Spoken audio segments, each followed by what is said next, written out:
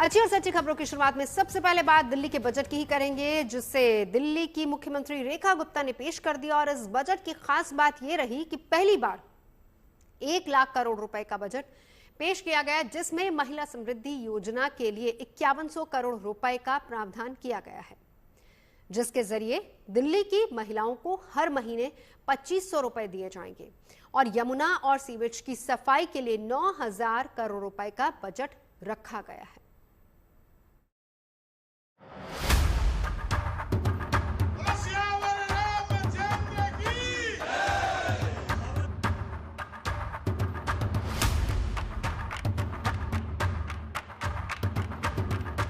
दिल्ली में 27 साल बाद सत्ता में आई बीजेपी सरकार का पहला बजट आज विधानसभा में पेश किया गया, जिसे पेश किया मुख्यमंत्री रेखा गुप्ता ने, जो बजट पेश करने से पहले अपने कैबिनेट मंत्रियों के साथ कनॉट प्लेस के प्राचीन हनुमान मंदिर पहुंची और वहां पूजा अर्चना की। इसके बाद मुख्यमंत्री ने दिल्ली के विकास के लिए पहली बार 1 लाख करोड़ रुपए का बजट पेश किया, जो पिछले साल की तुलना में 31.5% ज्यादा है। 1 लाख करोड़ रुपए के इस बजट में बिजली, पानी, स्वास्थ्य, शिक्षा, यमुना सफाई समेत राजधानी में वर्ल्ड क्लास इंफ्रास्ट्रक्चर के लिए कई बड़ी घोषणाएं की गई है। बड़े गर्व के साथ मैं आज इस सदन के समक्ष बताना चाहती हूं कि इस बार का दिल्ली सरकार का बजट ऐतिहासिक है। 1 लाख करोड़ रुपए का प्रस्तावित किया गया है। 1 लाख करोड़ रुपए का बजट प्रस्तावित किया गया है। 1 लाख करोड़ रुपए का बजट।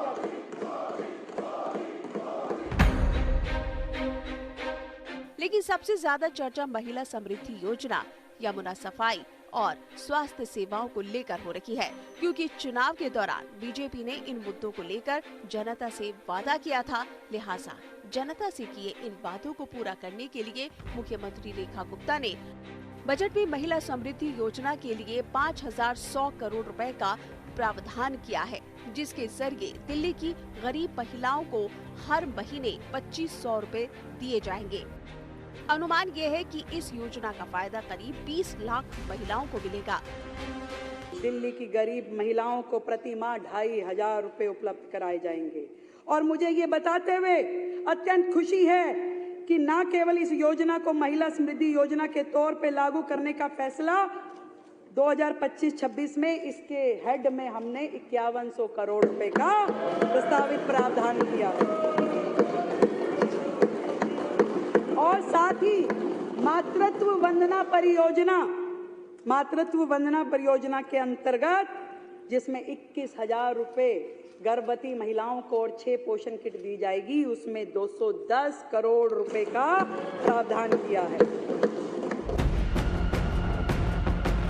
अपने बजट भाषण में सीएम रेखा गुप्ता ने सीवेज और यमुना सफाई पर भी खासा जोर दिया और इसके लिए 9000 करोड़ रुपए के बजट का प्रावधान किया। इसके तहत यमुना सफाई के लिए 500 करोड़ रुपए की लागत से 40 डिसेंट्रलाइज्ड सीवेज प्लांट बनाए जाएंगे, ताकि सीवेज के दूषित पानी को यमुना में मिलने से रोका जा सके। साथ ही 250 करोड़ रुपए का प्रावधान पुरानी सीवर लाइन बदलने के लिए भी किया गया है। Two water and sanitation and Yamuna cleaning, ये हमारा अगला फोकस एरिया है। स्वच्छता, शुद्ध पानी, स्वच्छ यमुना का अभियान बनेगा दिल्ली की पहचान। आज हमने अपने बजट में 500 करोड़ रुपए की लागत से सीवेज ट्रीटमेंट प्लांट की मरम्मत और विकास के लिए रखे हैं। 500 करोड़ रुपए, 250 करोड़ की लागत से पुरानी सीवर लाइनों को बदलने के लिए रखे हैं। इतना ही नहीं, अपनी सरकार के पहले बजट में मुख्यमंत्री रेखा गुप्ता ने स्वास्थ्य सेवाओं के लिए भी कोई कमी नहीं रखी। यही वजह है कि मुख्यमंत्री रेखा गुप्ता ने आयुष्मान योजना के लिए 2144 करोड़ रुपए का बजट रखा है, जिसमें केंद्र सरकार से 5 लाख रुपए तक का मुफ्त इलाज तो मिलेगा ही, साथ ही दिल्ली सरकार भी अपनी ओर से 5 लाख रुपए देगी। यानी दिल्ली की जनता को अब आयुष्मान भारत के तहत 10 लाख रुपए का इंश्योरेंस कवर मिलेगा। पहली कैबिनेट की मीटिंग करके आयुष्मान भारत को दिल्ली में लागू करने का निर्णय लिया गया और ये योजना बहुत जल्द अब दिल्ली में लागू हो जाएगी, जिसके माध्यम से दिल्ली के लोगों को प्रधानमंत्री जन आरोग्य योजना, आयुष्मान आरोग्य मंदिर और प्रधानमंत्री आयुष्मान भारत इंफ्रास्ट्रक्चर मिशन जैसी योजनाओं के रूप में बेहतरीन स्वास्थ्य सेवाएं उपलब्ध हो पाएंगी। और इस तरीके से दिल्ली की जनता को अब 10 लाख रुपए का इंश्योरेंस मिल पाएगा, और जिसके लिए हमने लगभग 2144 करोड़ रुपए आवंटित करने का प्रस्ताव किया है। इसके अलावा दिल्ली सरकार के इस बजट में 100 जगहों पर अटल कैंटीन खोलने, पहली बार ग्लोबल इन्वेस्टमेंट समिट कराने, कुटीर उद्योगों के लिए नई योजनाएं शुरू करने और पर्यटन को बढ़ावा देने के लिए भी घोषणा की गई है। दिल्ली से मनीष चौरसिया और कुमार कुणाल के साथ bureau report, good news today.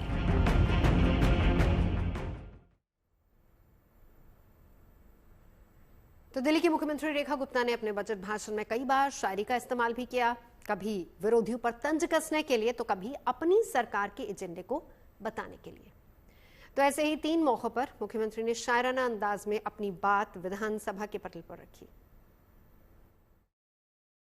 मैं इन 2 लाइनों के माध्यम से सरकार की मंशा आपको बताना चाहती हूं कि यकीन हो तो कोई रास्ता निकलता है, यकीन हो तो कोई रास्ता निकलता है, हवा की ओट लेकर भी दिया जलता है।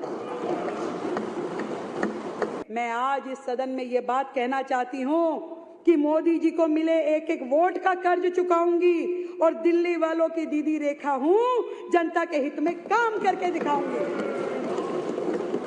कि हवा का रुख बदल देने का हौसला भी है और ताकत भी। हवा का रुख बदल देने का हौसला भी है और ताकत भी। निभाते हैं अगर कोई वादा करके लिया हो हमने, सफर अपना किसी तूफान के डर से रुकता नहीं, इरादा कर लिया तो फिर इरादा कर लिया हमने।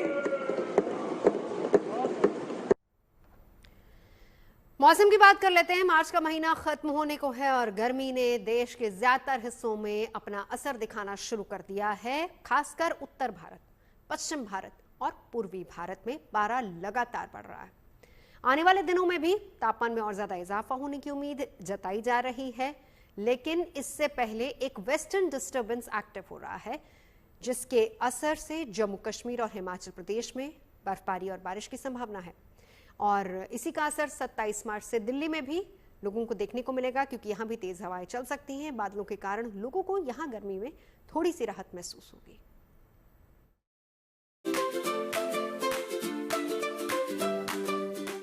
मैदानी राज्यों में जैसे ही गर्मी ने तेवर दिखाने शुरू किए, राहत की उम्मीद में लोगों ने पहाड़ों का रुख करना शुरू कर दिया। ये तस्वीरें श्रीनगर की खूबसूरत डल झील की है, जो इन दिनों सैलानियों की मौजूदगी से गुलजार है। कोई गुनगुनी धूप में शिकारे का मजा ले रहा है, कोई परिवार के साथ खरीदारी में जुटा है और कोई फोटो खिंचवा रहा है।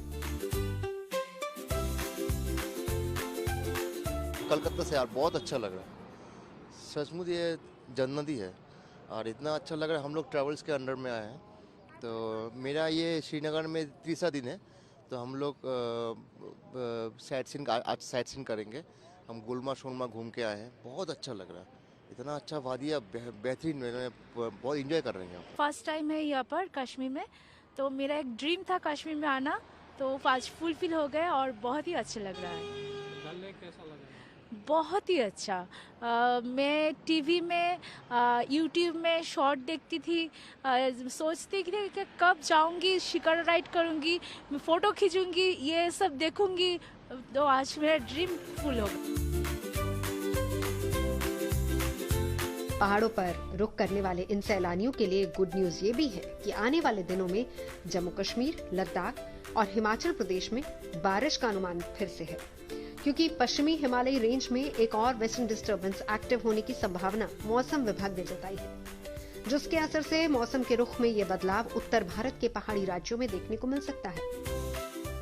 एक पश्चिम विक्षोभ अप्रोच कर रही है, इसका खास असर रहेगी जम्मू कश्मीर, हिमाचल प्रदेश और पंजाब में, इन सभी राज्यों में हमारे कल और परसों थंडरस्टॉर्म एक्टिविटी होने की संभावना है।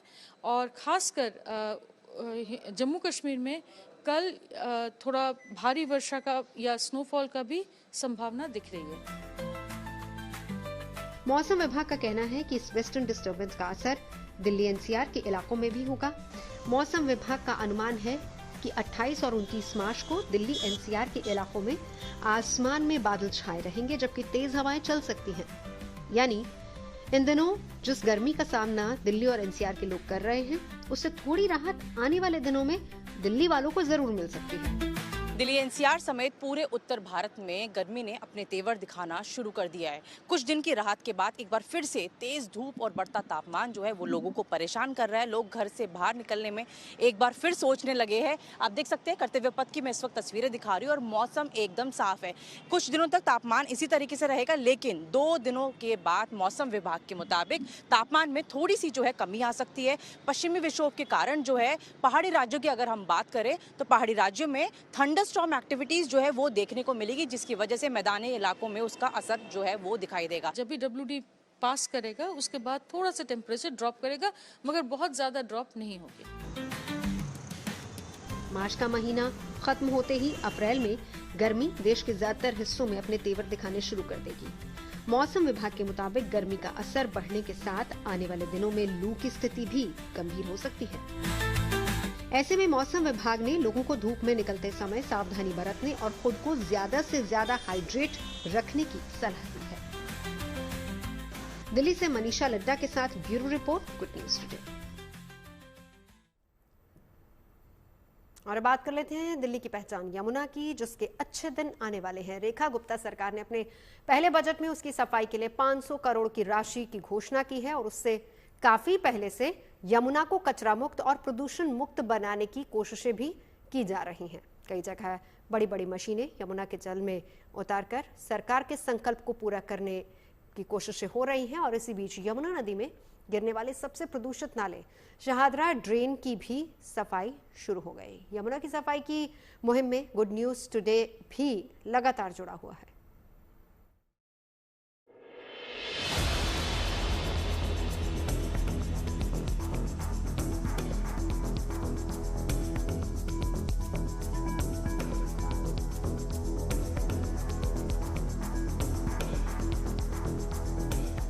आमतौर पर पहाड़ों के अंदर सुरंग या रास्ता बनाने में काम आने वाली पोकलेन मशीन यमुना के जल में उतर चुकी है। इस बार उस पर यमुना में जमी गाद को साफ करने की जिम्मेदारी है। संस्कृति और आस्था की प्रतीक यमुना की इस दुर्दशा के लिए 22 नाले जिम्मेदार माने जाते हैं, जिनमें शहदरा ड्रेन भी शामिल है, जो नजफगढ़ नाले की ही तरह दिल्ली का सबसे प्रदूषित नाला माना जाता है। शहदरा ड्रेन का पानी जहर से भी ज्यादा खतरनाक है। इस नाले के पानी में BOD यानी बायोकेमिकल ऑक्सीजन डिमांड 130 तक पहुंच चुका है। यानी इस नाले के पानी में ऑक्सीजन की मात्रा नाम मात्र की रह गई है। यही वजह है कि बड़े पैमाने पर यमुना के जल को प्रदूषित कर रहे इस नाले में पोकलेन मशीन को उतार दिया गया है, ताकि गाद और गंदगी दूर हो सके। यमुना की सफाई को लेकर गुड न्यूज टुडे लगातार मुहिम चला रहा है। आपको अलग अलग खबरें हम दिखा रहे हैं। इन खबरों का असर होता हुआ भी दिखाई पड़ रहा है।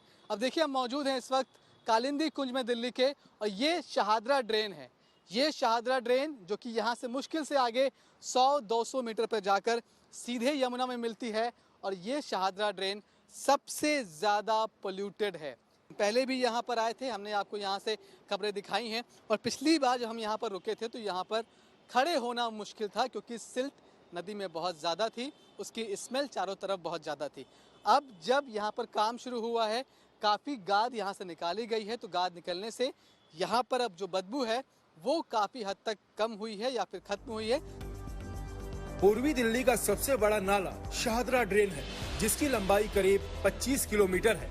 इस दौरान करीब 44 सब ड्रेन मिलती हैं, जिसकी वजह से गाजियाबाद और दिल्ली के अलग अलग इलाकों में सीवेज वाटर शहादरा ड्रेन से होते हुए यमुना में जाता है, जिनमें औद्योगिक, फार्मास्यूटिकल और घरों के कूड़े कचरे के साथ गंदा पानी भी मिलता है, जिसकी वजह से यमुना नदी सबसे ज्यादा प्रदूषित हो जाती है। शहादरा ड्रेन जो गाजियाबाद से स्टार्ट होती है, पूरी दिल्ली का होता हुआ जहाँ पूरा वेस्ट है, जिसमें आपका इंडस्ट्रियल वेस्ट है, केमिकल वेस्ट है, साथ साथ डाइंग इंडस्ट्रीज का वेस्ट है और जहाँ तक हाउस होल्ड, ये सारे वेस्ट मिलके इसको बढ़ाते हैं। ये दिल्ली की करीब 17 किलोमीटर दिल्ली में पैच रहता है, करीब 20 से 22 किलोमीटर की जो लेंथ इसकी पूरी इस ट्रेन की होती है। दिल्ली सरकार की तरफ से आज बजट में यमुना की सफाई के लिए 500 करोड़ की राशि का ऐलान किया गया है। यमुना की सफाई को लेकर दिल्ली सरकार का संकल्प और गुड न्यूज टुडे की मुहिम का असर जमीन पर तो दिखने लगा है, लेकिन पिछले 1 महीने से ज्यादा की इस मेहनत पर दिल्ली से सटे नोएडा में कुछ लोगों की तरफ से पानी फेरा जा रहा है। यमुना से सटे नोएडा के एक इलाके में नदी की बजरी या स्थानीय भाषा में कहे जाने वाली बदरी को केमिकल वाले पानी से साफ किया जा रहा है और उस गंदगी को बिना ट्रीट किए नदी में ही छोड़ दिया जा रहा है। ये नाले के दूसरी तरफ का हिस्सा ये नोएडा है, यूपी सरकार के हिस्से में आता है और यहाँ पर आप देखिए कि एक ये बदरी को साफ करने वाली एक यहाँ पर यूनिट बनाई गई है और इसमें जिस तरह से बदरी को साफ किया जाता है उसका जो वेस्ट वाटर है वो इसी नाले में उतार दिया जाता है। लाल रंग का ये वेस्ट वाटर इन छोटी छोटी पाइपों के जरिए इस नाले में उतार दिया जाता है और आप देखिए कि ये कितना खतरनाक है कि ये खुद एक सिल्ट का रूप कई जगह पर ले रही है। आप देखिए जो लाल रंग के आपको वहाँ पर दिखाई पड़ रहा है वो वही लाल पानी है जो कि बदरी को रिफाइन करने में इस्तेमाल किया गया, फिर वहाँ से उसका ये वेस्ट वाटर है और नदी में इस नाले में आकर वो किस तरह से खुद एक पत्थर जैसा बन गया है। तो एक तरफ तो दिल्ली सरकार जो उसके हिस्से में नाला है ये उसको साफ कर रही है, लेकिन उसके थोड़ा सा आगे आते ही यूपी की तरफ से, नोएडा की तरफ से उसमें इस तरह से वेस्ट वाटर छोड़ा जा रहा है। ये जो लाल रंग का वेस्ट वाटर है ये सिर्फ बदरी को रिफाइन करने वाला पानी तो है ही, लेकिन इसमें कई तरह के केमिकल का इस्तेमाल भी किया जाता है जो कि नदी और नाले दोनों के लिए खराब होता है। सीधे यहाँ पर नाले में इसको उतारा जा रहा है और फिर आप आगे देखिए कि नाला सीधे जाकर यमुना में यहाँ से मुश्किल से 200 मीटर की दूरी पर यमुना में गिर रहा है। दिल्ली के आसपास के राज्यों की सरकारों से बात किए बिना यमुना की सफाई संकल्प पूरा नहीं हो सकता है। सरकारों के समन्वय के बिना ना नदी साफ होगी और ना ही यमुना का जल आचमन के योग भी बन पाएगा। दिल्ली से मनीष चौरसिया के साथ bureau report, good news today. गर्मी के मौसम में वाराणसी पहुंच रहे भक्तों की तादाद को देखते हुए काशी विश्वनाथ मंदिर प्रशासन ने कई इंतजाम किए हैं ताकि उन्हें गर्मी के मौसम में भी सुगम दर्शन हो सके। भक्तों को धूप की तपिश से बचाने और राहत भरी छांव के लिए जर्मन हैंगर लगाए गए हैं।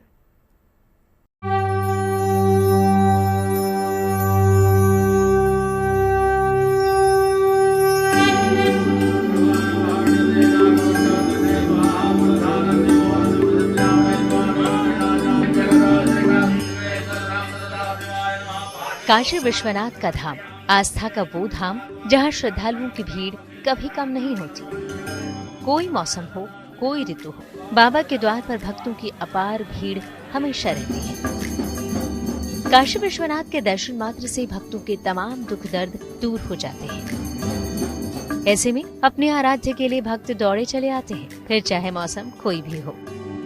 अब गर्मी का मौसम दस्तक दे चुका है और काशी विश्वनाथ में श्रद्धालुओं की अपार भीड़ को देखते हुए माकूल इंतजाम किए जा रहे हैं, जिससे भक्तों को गर्मी के मौसम में भी आस्था की ठंडी छांव मिलती रहे। बाबा विश्वनाथ के आंगन में जर्मन हैंगर्स लगाए गए हैं, जिससे श्रद्धालुओं को गर्मी में भी शीतलता का अनुभव हो और वो पूरे आनंद के साथ अपने आराध्य के दर्शनों का लाभ ले सकें। दर्शनार्थियों की सुविधा के मद्देनजर पूरे धाम परिसर में जर्मन हैंगर लगाया जा रहा है। जर्मन हैंगर के साथ साथ मिस्ट फैन लगेगा ताकि उन पे फुहारे से पानी की भी बरसात होता रहे, ताकि इस गर्मी के मौसम में भी जब वो बाबा विश्वनाथ के दर्शन करने के लिए आए तो वातावरण में उनके आसपास शीतलता बनी रहे और वो शुद्ध मन से और बिना परेशान हुए बाबा विश्वनाथ का आशीर्वाद प्राप्त कर सके। सिर्फ जर्मन हैंगर ही नहीं बल्कि मिस्ट फैन भी जगह जगह लगाए जा रहे हैं ताकि श्रद्धालुओं को ठंडी फुहार के जरिए शीतलता प्रदान की जा सके और श्रद्धालु बिना किसी तकलीफ के बाबा विश्वनाथ के दर्शन प्राप्त कर सकें।